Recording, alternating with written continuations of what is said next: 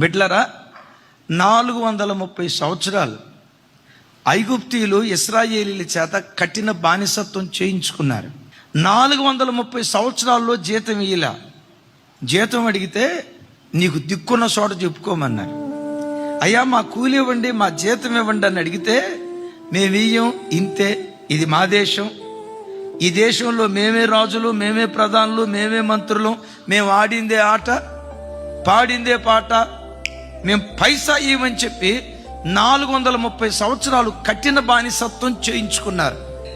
430 సంవత్సరాలు ఇశ్రాయేలీలు ఏమనుకున్నారంటే, దేవా మేము జీవం కలిగిన దేవుడిని ఆరాధించేవాళ్ళు, మాకు అసాధ్యతాన్ని దోసుకుంటా ఉంటే నువ్వు ఒక్క మాట మాట్లాడలేదే, మాకు న్యాయం తీర్చలేదే, మాకెందుకు న్యాయం తీర్చవని ఏడ్చుంటారు.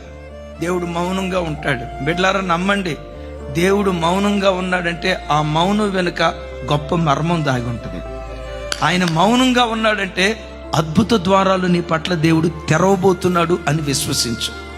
ఇప్పుడు ఏమంటాడు తెలుసా? ఇశ్రాయేలీయులారా మీరేం చేస్తారంటే, ఐగుప్తీయుల ఇంటికి వెళ్ళి మేము మా దేశానికి వెళ్తున్నాం అమ్మా, మీ చెవులకున్న పోగులియరా అని అడగండి. వాళ్ళు ఏం చేస్తారు తెలుసా? అబ్బాయి మా చెవులకున్న పోగులే కాదు నాయన, మెడలో ఉన్న బంగారు గొలుసు కూడా ఇస్తాం.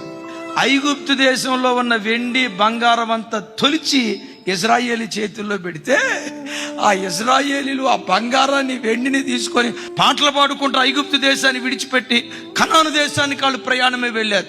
కనాను దేశానికి వెళ్ళేటప్పుడు ఎలా వెళ్ళారు తెలుసా? బైబిల్లో రాయబడిన మాట, మిక్కిలి ఆస్తితో బయలుదేరి వెళ్ళారు. ఒక ఆయన అన్నాడు, దేవుడు అక్కడ మోసం చేశాడు కదండి, దేవుడు అన్యాయం చేశాడు కదా, వాళ్ళ దగ్గరికి వెళ్ళి ఏదో బంగారం అడిగితే వాళ్ళేదో ఒట్టి పున్నానికి ఇస్తే తీసుకొని వెళ్ళిపోయారు, అది దోచుకోవటం కాదా అని అన్నాడు. దోచుకోవటం కాదు, అదంతా ఇశ్రాయేలీల కష్టార్జితం. వాళ్ళ కష్టార్జితం వాళ్ళ ఒడిలో పడేటట్లుగా దేవుడు కార్యం చేశాడు. బిడ్డలారా ఒక్కసారి చూడండి, మీ జీవితంలో మీ కష్టార్జితాన్ని ఎవరైనా దోచుకున్నారా? మీకు రావలసిన ఆస్తి మీకు రాకుండా దాన్ని అన్యాక్రాంతంగా దొంగ కాగితాలు పుట్టించి దాన్ని ఆక్రమించుకోవాలని ప్రయత్నం చేస్తున్నారా?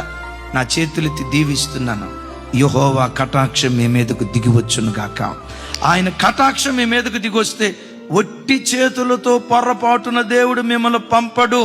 మీ చేతుల కష్టార్జితం మీ ఒడిలో వేసి గిన్నె నిండి పొంగి పొర్లేటట్లుగా దేవుడు కార్యం చెయ్యును గాక.